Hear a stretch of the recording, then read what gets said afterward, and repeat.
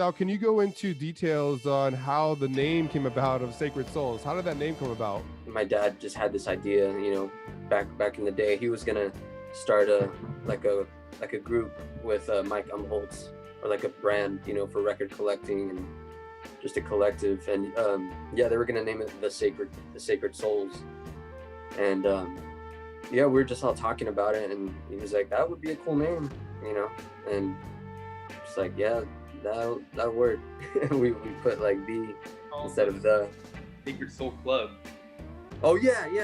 You're right. Yeah, it wasn't the Sacred Souls. No, it was Sacred Soul Club.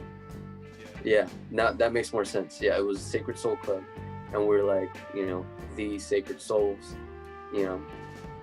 And I drew like huge inspiration from like the Midnighters and all the bands, and I just thought it was cool, and we should just throw the on top of it, and yeah. No, it's perfect. I mean, it's all about soul, and you guys sing soul, so it just totally makes sense. So now Josh has joined the group, right? He's figured out what you guys are doing. You guys are putting together the music.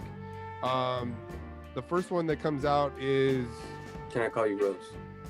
Now, when you heard that song, Josh, what was going through your mind when you're listening to this song back? I just thought it was beautiful, man. It was a really beautiful melody, strong chord progression and melody that kind of stood on its own. And I'm big on sounds that get stuck in your head, like your ears. Like if it's candy, I like to call it device for myself. And everything was good about it. I dug it. I don't know what else to say about it. I thought the other stuff was cool too, but that one was instantly like I was connected to it.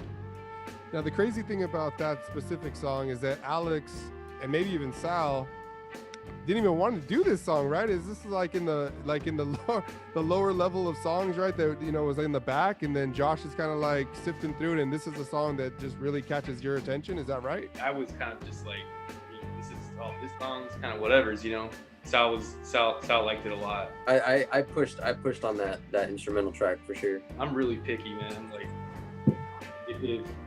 I feel like I'm like the pickiest dude in the band, so I'm always hard on like what songs are gonna make it and what songs aren't. But that's the cool part of it, because that was an instrumental that you kind of you did. So even to be that hard on your own stuff, it's cool that there's a bunch of us, because then maybe with a new set of perspective or something, or like with a certain thing on top, you're like, oh yeah, that thing that I wrote is good.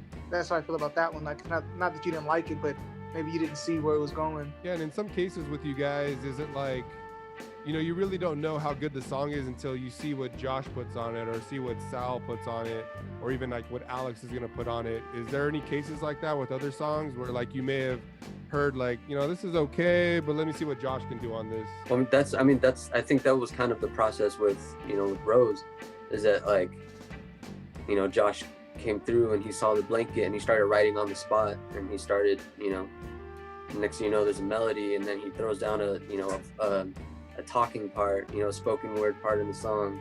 It's just like, oh, shit, this is sick.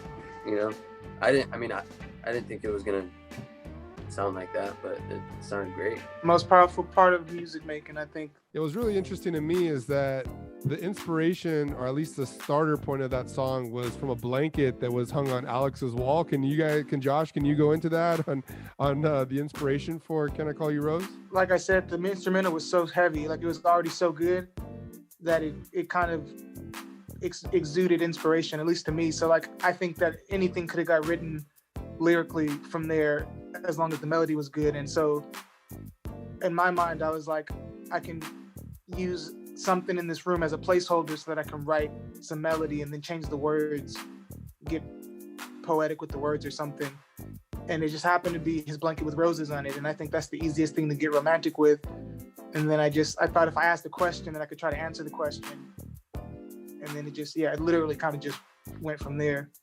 That's the power of an already good track. The instrumental alone could have been put out as like an instrumental. Yeah, and it's really beautiful what you guys come up with. So what's the next song that you guys work on? Will I See You Again, right? That was Will I See You Again. Yeah, if you can, Alex and Sal, what kind of went into that song? How did that song come about? Like Rose, we had that instrumental track already.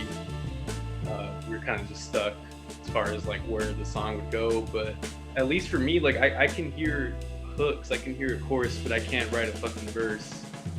So for that one, I just had the Will I See You Again, like that hook was just kind of in my head, and kind of like talked to Josh, and we tried to like figure out like a story that we could build upon, and he kind of he just went off, you know, literally just pressed record and just went off. And then what was your process on that, Josh, for the lyrics and putting that all together? Just kind of following everything. I mean, to have the Will I See You Again part, it kind of put a roadmap, and you can go so many ways with that. But my thought was, okay, this is like a minor-y chord progression that kind of feels like the guitar player sounds like it's crying a little bit with that effect on it.